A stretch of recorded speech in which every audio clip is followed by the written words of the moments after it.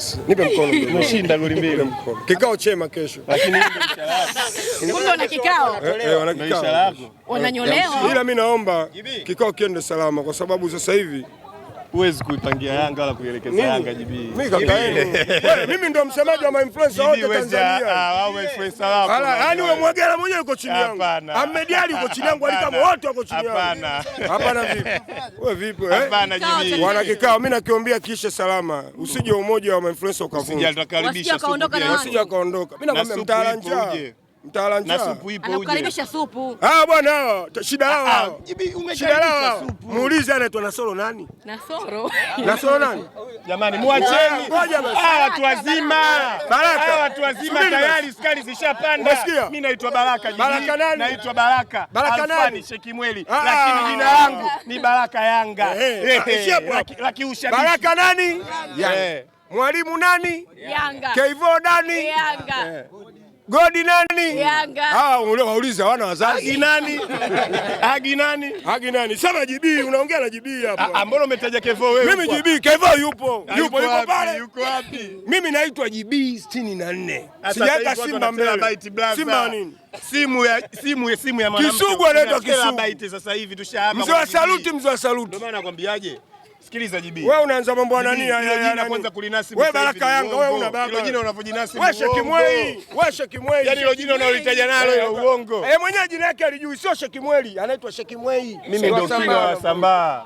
King wa Wasambaa. Bwana sikiliza bwana, turudi kwenye mchezo wa leo bwana. Sawa? Huyu jamaa anaongea sana. Watani zetu. Mambo kama haya kuyafanya ni mambo ya kawaida. Lakini turudi katika mchezo wa leo, sawa? Mchezo wa leo ulikuwa ni mchezo mmoja mzuri kusema la ukweli, lakini mimi kwa upande wangu nilipoona ambao wametuharibia ni kama kawaida. Dada yetu Tatu Malogo, hilo ni kawaida yake na mimi sitaki kumzungumzia tena, nimechoka kumzungumzia bana. Sasa hivi anachotaka kufanya afanye, lakini kwa upande mwingine mimi nadhani kwa hali iliyokuwepo kwa upande wa pili, kwa majanga, matatizo na shida zilizopo, kuna haja ya matokeo kama hayo kupatikana, ili mradi kule kupaepushia dhahama. Mimi nakwambia, naongea kiutu uzima sana, inabidi unielewe. Haya matokeo kama haya, kama sisi tuliweza sawa kumnusuru asishuke daraja, basi hata sisi tunaweza kumtibia migogoro yake ipungue, iishe. Na moja ya kutibu sisi ndo tunajua ni namna gani tunaitibu. Pointi zetu tunazozipoteza sasa tunajua kuna siku tutazipata, lakini migogoro inayoendelea sasa hivi inaweza kuleta dhama kule. Sasa kwa hivi vitu vinavyoendelea, hata msichanganyikiwe. Simba sio kuifunga Yanga hata mara moja. Kama uliangalia nimemzidi attempt, nimemzidi kila kitu. Sawa, ila inawezekana tu tumeamua tu kwamba kuhakikisha kule kwao kunakaa salama, kwa sababu kuna shida nyingi, kuna matatizo.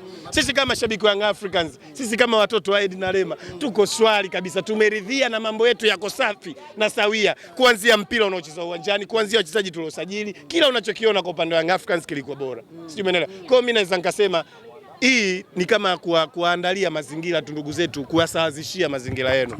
Wanapambana sana. Siku wamekuja saa 7 mchana huko, wameruhusiwa waingie, wamefanya nini haeleweki. Hayo yote tumewaacha. Mechi saa 12 saa 7 mchana walikuwepo hapa. Kwa ni mambo ambayo sisi tunaelewa watu wa mpira. Kwa sababu sasa hivi hebu ashumu mechi hapa inatoka Simba kapigwa tena na Yanga. Kuna maelewano huko? Kuna maelewano? Mwendelezo?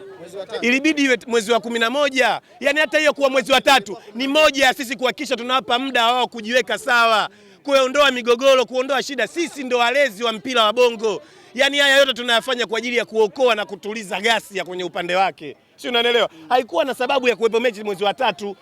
Mechi itakiwa iwepo mwezi wa 11. Kwa nini tumewalizia? Tukamwambia haina shida, pangeni nyinyi hata msipotaka tucheze msimu huu, kwa sababu tunajua hali ni mbaya. Kwa hiyo hii ni muendelezo wa kujaribu tunasawazishia hali yao.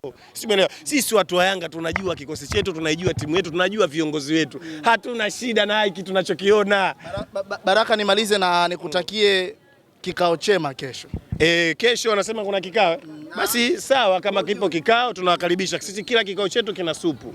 Na vikao vyetu sisi vinafanyika kwa akili kubwa. Waje kwenye supu. Tunawakaribisha. Asante.